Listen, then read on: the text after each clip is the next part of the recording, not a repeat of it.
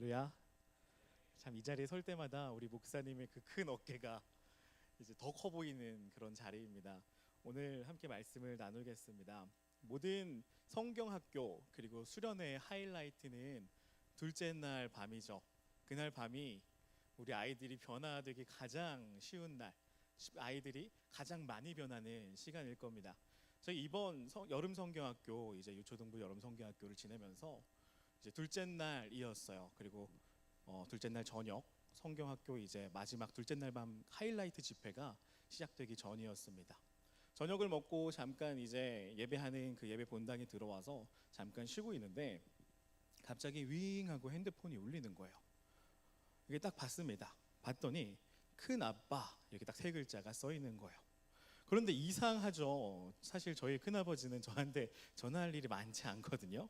기껏해야 명절이 다가오면 명절 어떡하냐, 이번에 내려오냐, 언제 오냐 물어보시고 친척 형들 중에 혹은 친척 누나들 중에 누가 결혼한다 싶으면 그 소식 전해주시거든요. 그 정도가 연락하는 거의 전부입니다. 근데 설마 이제 8월 초인데 추석 때 내려오냐 물어보실까? 그것 때문에 전화하진 않으셨을 것 같은 거예요. 그렇게 이제 궁금증을 가지고 전화를 딱 받았습니다. 그랬더니 핸드폰 너머로 반가운 목소리로 이렇게 말씀하시는 거예요. 현우야, 잘 지냈어? 뭐 별일은 없고? 그러시더니 갑자기 이렇게 말씀하십니다. 다름이 아니라 할머니가 곧 돌아가실 것 같아. 병원에서 치료해도 한두 달 연명밖에 안 된대. 그래서 이번에 요양원으로 모셨어. 아마 지금 상태로는 이제 의사 선생님 하시는 말씀이 한 2, 3주 안에 돌아가실 것 같다고 하네. 이제 시간 내서 마지막으로 할머니 보고 갔으면 좋겠다, 이런 말씀을 하시는 거예요. 그 말씀 딱 듣는데 괜시리 제 마음 한쪽에 큰 돌덩어리가 쿵 하고 내려앉은 그런 느낌이었습니다. 괜시리 할머니가 해주던 음식이 생각나더라고요. 그 따뜻하게 끓였던 조기찌개, 여러분 드셔보셨나요? 조기찌개? 윗지방에서 저 한 번도 못 먹어봤거든요. 전라도 분이신 할머니만 끓여주시는 음식이었어요. 그리고 미역국을 끓이시는데 항상 우리 할머니는 돼지고기를 넣고 끓이셨습니다. 돼지고기 냄새가 나서 별로 맛이 없는데 우리 할머니만 끓여주시던 그런 음식이었어요. 괜히 할머니 생각이 나더라고요. 그래서 이제 부랴부랴 성경학교를 마무리하고 할머니를 보러 갔습니다. 이제 요양원에 들어가는데 원래 평소라면은 이제 면회가 잘 안 돼요. 코로나 이후에 사람들을 잘 안 들여보내주더라고요. 그런데 이제 저희가 가니까 이게 바로 그냥 스트레이트로 보내주시더라고요. 그래서 이제 다른 할머니 할아버지 계신 곳들 지나가서 이제 조용한 한 방으로 저희를 인도해 주셨습니다. 그리고 그곳에 들어가니까 저희 할머니가 가만히 눈을 감고 계시더라고요. 그래서 이제 같이 갔던 고모가 할머니를 흔들어 깨웠습니다. 엄마, 얘들 왔어, 일어나 봐. 할머니가 이제 부시시하게 눈을 뜨시더니 저랑 같이 갔던 동생을 가만히 쳐다보시더라고요. 그래서 제가 할머니한테 물어봤어요. 할머니, 내가 누군지 알아? 내 이름 뭐야? 나 알겠어? 그러더니 할머니께서 조용히 고개만 이렇게 끄덕이시더라고요.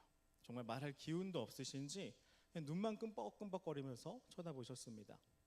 그리고 이제 각자 한 사람씩 돌아가면서 할머니와 인사를 했습니다. 그리고 제가 인사할 차례가 돼서 할머니께 마지막 인사를 했어요. 할머니, 이제 곧 천국으로 가네. 예수님 계신 그곳에 먼저 가 계셔요. 나도 여기서 할 일 다 끝내고 천국으로 따라갈게. 할머니는 젊었을 때부터 오랜 시간 동안 신앙생활을 하셨거든요. 제가 처음에 교회를 간 것도 저희 친할머니, 외할머니, 양가 할머니 때문이었어요. 그런데 그런 할머니가 건강이 안 좋아지고 또 고모가 있는 곳으로 거처를 옮기면서 더 이상 교회를 나가지 않았거든요. 그렇게 몇 년의 시간이 흐르고 지금 돌아가시게 되는 거죠. 할머니가 제 마지막 인사를 듣고 어떻게 한지 아세요? 눈을 딱 감고 고개를 팍 돌리시더라고요. 마치 더 이상 듣기 싫은 것처럼 말이에요. 나중에 나와서 동생이랑 이런저런 얘기하면서 이렇게 정의를 내렸어요. 아직 할머니가 죽음을 받아들여지지가 않는가 보다. 죽음이 아직 무서우신가 보다. 그렇게 젊은 날 열심히 신앙생활하고 교회 나갔던 그분이 막상 죽음이 눈앞에 오니까 여전히 두려우신가 봐요. 저는 이번에 확실히 경험을 했습니다. 우리의 신앙이 바로 이런 겁니다. 우리는 아무것도 가져갈 수 없는 죽음을 눈앞에 두었을 때 우리의 솔직한 낯을 보게 되는 거죠. 이전에 내가 누구였든지, 내가 뭘 했든지, 내가 뭘 가지고 있는지는 더 이상 중요하지 않습니다. 오직 나와 죽음만이 마주하고 있는 거예요. 그리고 바로 그때, 바로 이 순간 우리의 믿음이 빛을 발하는 겁니다. 그 믿음이 진짜 죽음이라면은 죽음을 넘어설 수 있는 힘을 주는 것이고, 그 믿음이 가짜 믿음이었다면은 그 죽음 앞에 무너질 수밖에 없는 것이죠. 오늘 우리가 읽은 이 말씀은 우리를 죽음을 뛰어넘게 하는 이 복음이 무엇인지 정확하게 분명하게 말해주고 있습니다. 우리가 아무리 신앙생활, 종교 생활을 열심히 하더라도 그것이 우리에게 구원을 가져다 주지 못한다고 분명하게 못을 받고 있습니다. 여기 계신 많은 분들, 그 중에 많은 분들이 우리 교회 오기 전부터 신앙생활을 하신 분들이 많으시죠. 그리고 어떤 분들은 태어나면서부터 교회에 몸을 담고 이 교회 울타리를 벗어나지 못한 분들도 많을 겁니다. 이런 믿음은 참 대단한 믿음이에요. 주말에 교회를 나가지 않아도 진짜 할 게 많잖아요. 좋은 게 너무 많은 이 사회에서 그 유혹들을 다 뿌리치고 이 자리에 나오는 것, 그것만으로도 하나님 보시기에 분명 기뻐하실 만한 그런 믿음임에 틀림이 없습니다. 그런데 오늘 본문 바울이 얘기하는 사람들은 우리보다 더한 사람들이었어요. 이 바울의 편지를 읽고 있는 사람들은 우리보다 더한 사람이었어요. 날 때부터 모태신앙, 우리는 기껏 해봐야 4대, 5대, 6대가 끝이잖아요. 저는 살면서 6대 이상 이제 신앙의 가정을 이룬 우리나라 분들은 한 번도 못 봤거든요. 그런데 이 성경, 이 바울의 편지를 읽고 있는 사람들은요, 최소 몇천 년 동안 흘러온 신앙의 계보예요. 우리는 솔직히 이 신앙에 있어서는 반개예요. 우리는 그냥 중간에 끼어들어 간 외부인입니다. 그런데 이 사람들은 직계였어요. 아브라함으로부터 시작된 순수 혈통인 거죠. 이 사람들은 정말 어느 정도로 순수 혈통을 중요하게 생각했냐면 외국인들이랑 결혼해서 피가 섞인 사람들도 인정하지 않았습니다. 마치 영화 해리포터에서 순수 혈통 마법사가 아닌 그 머글들을 볼 때 마법사들이 무시한 것처럼요. 이 사람들은 유대인이었습니다. 순수 혈통 유대인. 그리고 이들은 자신이 갖고 있는 신앙에도 자부심이 있었습니다. 하나님께서 선택한 민족, 하나님께서 조상 모세를 통해 그 주셨던 율법을 지켜서 하나님의 뜻대로 살아가려고 하는 민족, 이것으로 자신의 신앙을, 자신의 믿음을 증명하려는 이들, 율법을 지켜서 나의 신앙을 완성하겠다, 다른 말로 율법을 잘 지켜 구원에 이르겠다, 이런 이들이었습니다. 우리는 이제 교회에서 설교를 듣다 보면, 혹은 우리가 성경을 묵상하다 보면은 이런 유대인들의 이야기를 들으면서 저놈들 진짜 나쁜 놈들이네, 어떻게 저래? 이런 생각을 합니다. 저도 그런 생각이 들어요. 그런데 아주 솔직하게 우리를 먼저 비춰볼 필요가 있습니다. 우리도요, 마음 한켠에 그런 마음이 있잖아요. 교회 모든 예배 다 참석하고 훈련 프로그램 잘 참여하고 교육부에서 뭐 한다고 하면 열심히 도와주고, 이런 걸로 나의 만족감을 삼으려는 그런 마음 말이에요. 그런데 여기서 오해는 하지 않았으면 좋겠습니다. 그게 뭐냐면, 열심히 한다는 게 나쁜 건 아니에요. 너무 선하고 좋은 일이죠. 하나님 보시기에 기뻐할 만한 일이죠. 그런데 여기서 핵심은 바로 이겁니다. 이 행동 자체로 만족하는 것, 예배드리는 행동으로 만족하는 것, 프로그램에 참여해서 그 지식이 늘어나는 것으로 만족하는 것, 열심히 봉사해서 느껴지는 뿌듯함으로 만족하는 것, 거기에 하나님이 없는 거죠. 예배드리는데 하나님과의 깊은 교제가 없고, 지식은 늘어나는데 하나님에 대한 순종이 없고, 봉사하는데 거기에 하나님의 사랑이 전해지지 않는 것, 이거 하나님이 없는 것 말이에요. 이게 진짜 나쁜 겁니다. 이게 잘못된 거예요. 유대인들과 똑같은 마음이죠. 유대인들이 내 행위로 구원을 받으려고 했던 것처럼 우리도 내 신앙 행위로 구원을 받으려는 겁니다. 오늘 말씀은 결코 구원이 율법에서 올 수 없다고 말합니다. 율법은 참 선해요. 다 지키면 하나님께서 말씀하신 대로 의에 이를 수 있겠죠. 그런데 우리가 인간이기 때문에 애초에 이걸 이룰 수가 없는 겁니다. 전제 조건이 잘못된 거예요. 구멍난 독에 아무리 물을 부어봐야 물이 차겠습니까? 그 구멍을 메우지 않으면 물이 차지도 않겠죠. 찰 수가 없는 거잖아요. 우리 죄 때문에, 죄를 가진 인간이라는 그 한계 때문에 애초에 하나님의 요구를 우리는 다 이룰 수가 없습니다. 우리는 우리의 어떤 것으로도 결코 구원에 이를 수가 없죠. 그래서 바울은 우리에게 진리를 선포합니다. 9절의 말씀입니다. 내가 만일 내 입으로 예수를 주로 시인하며 또 하나님께서 그를 죽은 자 가운데서 살리신 것을 내 마음에 믿으면 구원을 받으리라. 사람이 마음으로 믿어 의에 이르고 입으로 시인하여 구원에 이르리라. 아멘. 오직 우리에게 구원을 주시는 것은 예수님을 믿는 것입니다. 예수님이 우리의 주인이신 것과 예수님이 부활하신 것처럼 나도 부활하는 것, 하나님이 예수님을 살리신 것처럼 나도 살리실 것을 믿고 고백하면 구원에 이른다는 말이죠. 다른 그 어떤 것도 이 선포된 진리에 비할 바 안 됩니다. 근데 여기서 우리가 한 번쯤 생각해 볼 만한 단어가 있습니다. 바로 주인이라는 단어예요. 이 단어는요, 이 성경이 쓰인 시대에 특별하게 쓰였던 단어입니다. 이 단어는 오직 황제 그리고 진짜 신, 하나의 신에게만 쓰이는 표현이었어요. 그러니까 평상시에 이 단어를 다른 사람 그리고 다른 신에게 사용하는 것은 지금 이 시대를 지배하고 있는 로마 황제를 무시하는 거고, 이 사회를 무시하는 거고,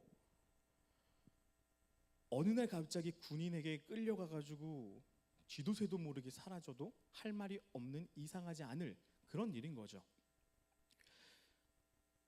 구원은 바로 이러한 단어를 예수님께 쓰는 것입니다.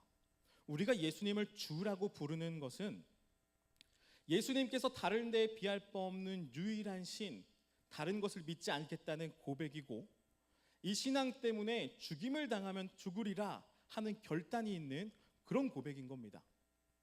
그리고 구원은요, 부활을 믿는 것에 있습니다.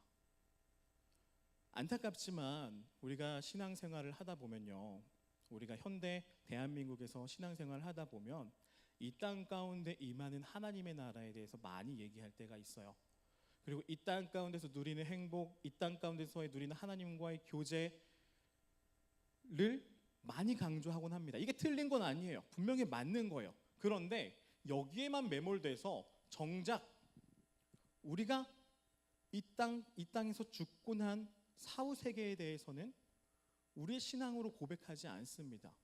우리는 이 사후 세계에 대해서 어떻게 이야기하냐면은 우리는 죽고 나서 우리의 몸이 부활할 것이다 라는 믿음이 있는 거예요. 만약 이 자리에 우리의 몸이 부활할 것을 약간 꺼림직해요. 뭔가 좀 이상해요. 잘 못 믿겠어요. 한다면 여러분들의 믿음을 다시 한번 체크해 보시길 바랍니다. 성경은 분명하게 얘기하고 있습니다. 하나님께서 예수님을 죽음 가운데서 다시 살리신 것처럼 우리도 하나님께서 죽음 가운데서 다시 육체의 부활로 살리실 것이다 라고 말입니다. 그것이 우리가 바라보는 믿음인 것이죠. 이런 믿음을 가질 때 우리는 구원을 얻고, 이 믿음을 가질 때 우리는 하나님의 자녀가 되는 겁니다. 저는 우리 할머니가 단지 뇌기능이 떨어져서 예수님과 천국에 대한 얘기를 했을 때 그렇게 반응한 것이길 소망해요. 하나님께서 정말 할머니의 마음에 그 복음을 심어두셔서 그 믿는 믿음이 하나님께서 지켜주시길 소망합니다. 그리고 숨을 거두는 그 마지막 순간에 정말 기쁨으로 천국을 향해 나아가시길 소망해요. 우리는 바로 이런 죽음을 볼 때, 죽음을 생각하고 우리 죽음에 대해서 기억할 때 우리는 우리의 믿음을 다시 한번 확인할 수 있습니다. 여러분, 진짜 죽음 앞에서 여러분은 천국을 소망하고 부활할 것을 소망하십니까? 그런데 이제 우리에게는 또 다른 문제가 있습니다. 이 사람도 예수를 믿고 저 사람도 예수를 믿어요. 이 사람은 과거에 A라는 교회에서 신앙생활을 했고 저 사람은 과거에 B라는 교회에서 신앙생활을 했어요. 그런데 우리 모두가 다 그렇게 하다가 지금 이곳 푸른숲 동산교회에 모였습니다. 그러니까 뭔가 이상한 거예요. 내가 전에 신앙생활하던 거랑 조금 다른 거죠. 옆에 있는 이 집사님이 뭔가를 하는데 이게 마음에 안 들어요. 저기 계신 저 권사님이 어떤 걸 하는데 이 행동이 맞나? 하는 생각이 들어요. 그리고 자꾸만 선을 긋습니다. 이것도 아니고 이런 교회 활동은 아니고 저런 프로그램은 별로고 이렇게 선을 긋는 겁니다. 그리고 우리가 함께 신앙생활 하면서 어느 순간 나만 의로운 사람이 돼요. 나만 의로운 거죠. 다른 사람은 잘못 신앙생활을 하고 있다고 정죄하고 있습니다. 이런 모습이 우리의 모습 아닙니까? 저는요 더해요. 저는 나름대로 신학을 공부했잖아요. 그리고 이전에 제가 경험했던 교회들은 도시교회, 또 어떤 시골교회, 정말 전 세계 최빈민국에 있었던 캄보디아에 있던 교회, 또 호주에 있던 교회, 다른 교단들에 있는 여러 교회들을 경험해봤거든요. 아무리 짧아도 한 두세 달씩은 경험해봤던 것 같아요. 그러니까 제 나름대로의 기준이 딱 생기는 거예요. 그래서 내가 원치 않아도 이 모든 것에 기준을 두고 칼로 이렇게 자꾸 긋는 겁니다. 자꾸 평가하고 그 기준에 조금만 벗어나려고 하면 자꾸 내 속에서 비판하려는 마음이 생겨요. 하지만 이런 우리에게, 이런 저에게 오늘 말씀은 이렇게 말씀하고 있습니다. 12절 말씀인데요. 유대인이나 헬라인이나 차별이 없음이라 한 분이신 주께서 모든 사람의 주가 되사 그를 부르는 모든 사람에게 부요하시도다. 누구든지 주의 이름을 부르는 자는 구원을 받으리라. 아멘. 하나님의 복음은 하나입니다. 그리고 이 복음은 누구에게나 동일하게 임하고 동일하게 일하시죠. 꼭 장로교여서 하나님의 은혜가 있고 감리교라고 은혜가 없지 않거든요. 성결교라고 해서 정결한 삶 그 자체가 구원을 준다고 말하지 않아요. 또 침례교회라고 해서 침례를 받아야만 구원을 받는다고 하지 않아요. 오직 하나의 구원, 예수를 주로 시인하고 하나님께서 예수님을 다시 살리신 것처럼 나를 살린다는 그 믿음이 우리를 구원하는 거죠. 그리고 이게 우리가 함께 따라갈 복음입니다. 그렇다면 우리가 겪고 있는 이 서로의 다름은 무엇일까요? 그것은 각자가 가진 개성 그리고 문화입니다. 우리는 이 자리에서 한 30-40명이 모여서 함께 예배를 드리지만 같은 인생을 산 사람은 정말 단 하나 나 빼고는 한 명도 없습니다. 심지어 부부라도 할지라도요. 서로의 입장이 다르고 경험이 다르죠. 우리의 본성도 달라요. 그래서 우리는 각자의 문화 속에서 동일한 믿음을 가지고 각자 적용하면서 살았습니다. 그래서 다른 거죠. 우리는 이러한 다름을 인정해야 합니다. 옆에 있는 성도가 내가 생각하는 대로 신앙생활하지 않는다 하더라도 그 믿음이 분명하다면, 그리고 그것이 죄를 짓는 일이 아니라면 인정하고 포용해야 합니다. 그게 차별 없는 하나님의 복음이에요. 하나의 복음인 거죠. 저는 굉장히 이성적인 신앙을 좋아해요. 그게 저를 좀 더 균형 있게 만들어 주거든요. 예배하고 찬양하면서 조명과 막 음향을 사용해서 감정을 터뜨리고 그걸 통해서 하나님께 나아가게 만드는 그런 예배 있잖아요. 그거 저 별로 안 좋아해요. 왜냐하면 저는 그 감정에 매몰되거든요. 저는 조명이 없어도, 음향이 없어도, 악기 없어도 혼자 찬송가 불러도 저는 막 감격하고 막 울고 그래요. 그게 저의 일반적인 모습이거든요. 그런데 거기에 여러 장치가 막 들어가면은 저는 그 감정에 빠져서 하나님을 제대로 못 보는 거예요. 그래서 별로 안 좋아하려고 하고 있습니다. 사실 그런 마음으로 이번 유초동부 성경학교를 준비했어요. 주제가 예배였거든요. 솔직한 마음으로 아이들한테 좀 더 그 예배 속에서 경건한 모습, 거룩한 모습으로 예배를 드리는 걸 가르쳐주고 싶었어요. 1600년대 종교개혁자들이 이렇게 딱 앉아가지고 일어났다 앉았다 이런 예배 드리고 보고 싶었거든요. 아이들이랑. 그래가지고 주제를 예배로 잡고 준비를 했어요. 한 몇 달 전부터 준비를 하는데 이제 여러 가지 책들을 읽고 예배에 관련된 서적들 그런 자료들을 읽고 공부하면서 연구를 하잖아요. 근데 이게요, 연구를 하면 할수록 제 생각이 깨지는 거예요. 옛날 그 방식의 그 딱딱한 예배라고 좋은 예배가 아니고 완전 지금 우리가 드리는 그런 모던 워십이라고 좋은 예배가 아닌 거예요. 진짜 좋은 예배는 하나님의 말씀이 선포되고 그 말씀 앞에 성도가 반응하는 게 진짜 좋은 예배인 거예요. 그게 예배의 핵심, 그게 그 예배의 본질인 거죠. 그래서 성경학교 예배 때 둘째 날 밤 딱딱한 예배 드리고 싶었는데 그게 딱딱한 예배가 아니라 여러 가지 모양의 형태의 예배를 드렸습니다. 그러나 우리는 예배 속에서 이제 결코 타협하지 않는 것이 있는데 그것은 바로 복음이었어요. 복음은 결코 타협할 수 없습니다. 그게 예배의 핵심이고 이제 본질이니까요.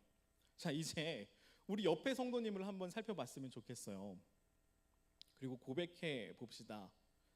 내가 당신이 다른 것을 인정하고 받아줄게요. 한번 고백해 봅시다. 우리 옆에 부부이신 분들, 옆에 계신 분이 치약을 앞에서 짜더라도 용납해 주시기 바랍니다. 변기 커버를 열어놓고 나오더라도 용납해 주시기 바랍니다. 맞습니다. 복음은 유대인이나 헬라인이나 차별하지 않고 전해졌습니다. 우리도 서로 동일한 복음을 가지고 있다면 다른 부분에서는 서로 이해해주고 용납하는 하나의 교회가 되어가야 돼요. 그게 오늘 이 말씀 가운데 하나님께서 우리에게 주시는 그런 메시지입니다. 그리고 나서 우리가 마지막으로 함께 생각해 볼 주제가 있는데, 그러고 나서 바울은 복음에 대해서 우리에게 은근슬쩍 부탁합니다. 그 이사야의 말씀에 하나님께서 이사야에게 딱 나타나셔서 이렇게 말씀하시거든요. 누구를 보낼까? 나를 위해 누가 일을 할까? 라고 말씀하세요. 이게 뭐 어떤 뜻이겠어요? 뭐 직접 말하지 않더라도 야 네가 가, 이런 말씀이잖아요. 오늘 본문도 그래요. 14절 15절의 말씀인데 우리 한번 잘 들어보세요. 그런즉 믿지 아니하는 이를 어찌 부르리요? 듣지도 못하니가 어찌 믿으리요? 전파하는 자가 없이 어찌 들으리요? 보내심을 받지 아니었으면 어찌 전파하리요? 기록된 바 아름답도다 좋은 소식을 전하는 자들의 발이여. 뭐라고 하는 겁니까 이게? 바로 이 말씀을 들은 여러분 보고 가라는 소리잖아요. 말씀을 읽은 우리 보고 가라는 소리잖아요. 맞아요. 이 말씀은 우리에게 직접적인 명령은 아니지만 우리 보고 복음을 전하라는 말씀입니다. 복음 좀 전해라. 주변에 복음 없는 이들에게 복음 좀 전해라. 왜 안 전하고 있냐? 작년에 우리 안산동산교회 원로 목사이신 김인중 목사님이 저희 학교 채플에 오셨어요. 그리고 그때 한 1시간 반인가 설교하셨던 것 같아요. 그런데 제가 그분 설교가 사실 기억이 다 안 나지만 딱 한 장면 기억납니다. 갑자기 이렇게 설교를 하시다가 앞에 나가가지고 맨 앞에 있는 전도사님을 딱 지목하는 거예요. 그래, 자네 지난 1년 동안 몇 명 전도하셨나? 물어보는 거예요. 그분이 대답을 못했습니다. 그러면 안 돼. 전도사가 전도하라고 전도사지. 그러시는 겁니다. 그러면서 얘기하는 거예요. 하루에 1명 전도하면 1년이면 365명이야. 교회 하나가 생겨. 그러시는 거예요. 따라도 못하겠어요. 목이 아프네. 맞습니다. 우리는 이 말씀대로 따라 산다는 것은 복음을 전하면 살아야 되는 거예요. 그런데 우리가 이 복음의 말씀을 전할 때 한 가지 기억해야 합니다. 그것은 우리가 전하는 복음이 하나의 복음이라는 거예요. 다른 복음이 아닙니다. 오직 그리스도, 그분의 죽음과 부활, 그리고 그를 주로 고백하면 우리도 그와 같이 부활할 것이라는 그 믿음, 이것을 전하는 것이죠. 이게 복음인 겁니다. 우리는 결코 우리 교회를 홍보하는 게 아닙니다. 푸른숲 동산교회는 이런 교회야, 푸른숲 동산교회는 좋은 교회야 라고 얘기하는 게 전도가 아닙니다. 우리가 해야 될 전도는 바로 우리 구주이신 예수 그리스도를 전하는 것, 이것만이 우리가 해야 될 복음의 전도일 줄 믿습니다. 이제 마무리하려고 합니다. 우리는 하나의 복음을 가진 한 가족입니다. 우리가 먼저 하나 되어야 합니다. 오직 복음으로 그리스도로 하나 됩시다. 그리고 우리가 모두 동일하게 고백하는 이 복음을 들고 세상 밖으로 나갑시다. 그리고 이 세상에서 그리스도의 복음을 전하면서 하나님의 말씀을 이루면서 삽시다. 이게 오늘 로마서 10장 이 앞절에서 말씀하고 계신 하나님께서 우리에게 전달하고 계신 하나님의 말씀입니다. 우리 함께 찬양하면서 주님 앞에 기도하며 나아가기로 하는데요. 우리 모두 이제 설 수 있으신 분은 서서 함께 찬양하며 나아갔으면 좋겠습니다.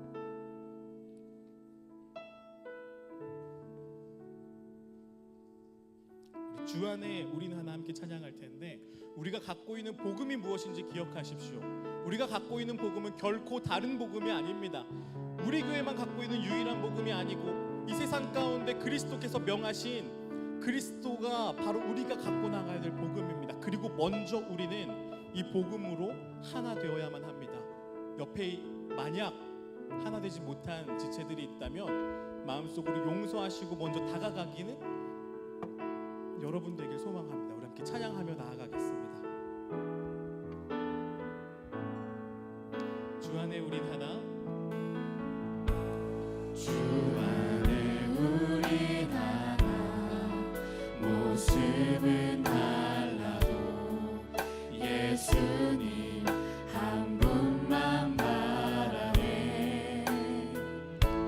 사랑과 선행으로 서로를 격려해 따스함. 우리 다시 처음부터 한번 고백합시다. 주 안에 우린 하나, 주 안에 우린 하나, 모습은 달라도 예수님 한 분만 바라네. 사랑과 선행으로 서로를 격려해 따스함으로 보듬어가리. 주님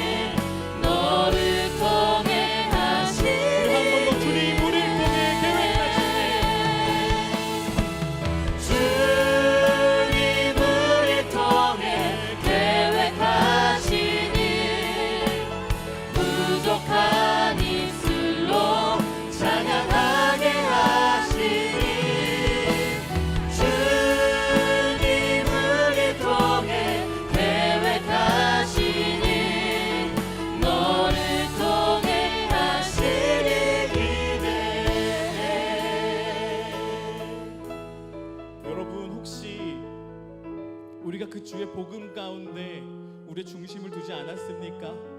그리하여서 성경이 말하고 있는 복음과 내가 생각하고 있는 복음이 다르지 않았습니까? 만약 그렇다면 우리 회개하면서 나아갑시다. 하나님, 내가 주님이 가르쳐 주신 그 복음을 그 복음으로 받아들이지 않았습니다. 내가 생각하고 내가 옳다고 생각하는 것을 복음이라 여기면서 그렇게 잘못 신앙생활을 하고 있었습니다. 하나님, 이런 나를 용서해 주십시오. 그리고 주변을 돌아보십시오. 혹시 내가 복음이 아닌 다른 것들로 내 형제, 내 자매를 저울질하고 칼로 긋지 않았습니까? 꼭 그를 내가 원하는 모양으로 만들려고 하지 않았습니까? 그렇다면 우리 주님 앞에 다시 한번 회개합시다. 하나님, 내가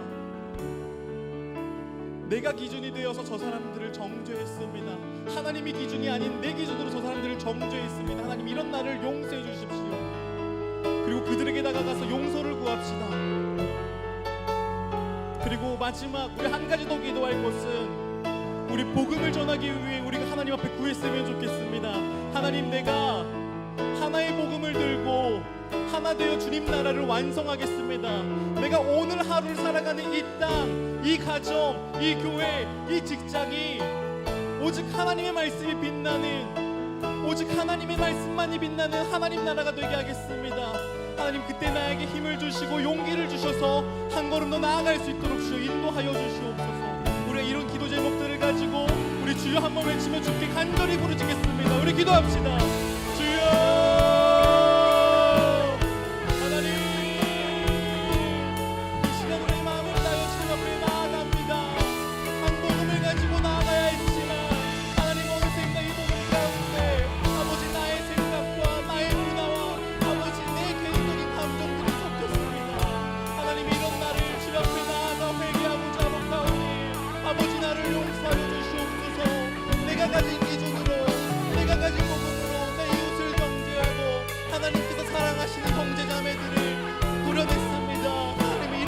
용서하여 주시옵소서.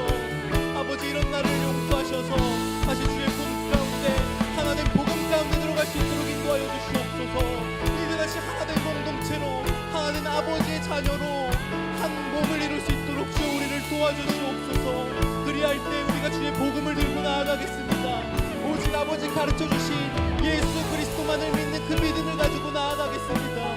우리가 고백하는 우리 예수를 나의 주라 고백하고 오직 예수님의 그 부활이 나의 부활이 될 것이라는 믿음을 가지고 나아가겠사오니, 하나님, 이 세상 사람들이 우리를 손가락질하고 미련하다 욕할지라도 아버지, 우리가 용기를 갖고 복음을 전하 나아갈 수 있는 그런 귀한 아버지의 군대가 될 수 있도록 우리를 붙들어 주시옵소서.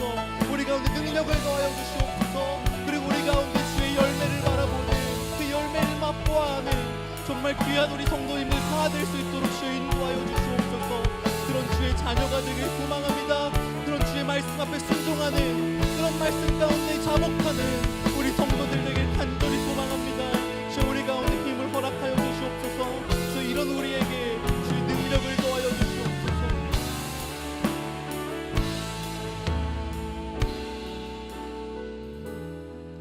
하나님, 아버지의 말씀이 오늘도 우리의 심령과 우리의 생각을 찌릅니다. 아버지의 말씀, 그 선포된 진리 앞에 순종하지 못하는 우리를 용서하시고 우리가 다시 힘을 얻어 주의 말씀 가운데 나아가게 하옵소서. 오직 그리스도만이 우리의 구주시오, 그리스도의 부활이 우리의 부활이 될 줄 믿습니다. 그 믿음 결코 흔들리지 않게 하시고 이 세상 끝나는 그날, 우리의 죽음을 맞이하는 바로 그날에 담대히 고백할 수 있는 우리 모두 될 수 있도록 인도하여 주시옵소서. 오직 하나님의 말씀만이 우리를 변화시키고 우리를 주품으로 인도하실 줄 믿사오며 살아계신 우리 구주 예수 그리스도의 이름으로 기도드립니다. 아멘. 우리 함께 주기도문으로 예배를 마치도록 하겠습니다. 주기도문 하십니다. 하늘에 계신 우리 아버지여, 이름이 거룩히 여김을 받으시오며 나라가 임하시오며 뜻이 하늘에서 이루어진 것 같이 땅에서도 이루어지이다. 오늘 우리에게 일용할 양식을 주시옵고 우리가 우리에게 죄 지은 자를 사하여 준 것 같이 우리 죄를 사하여 주시옵고 우리를 시험에 들게 하지 마시옵고 다만 악에서 구하시옵소서.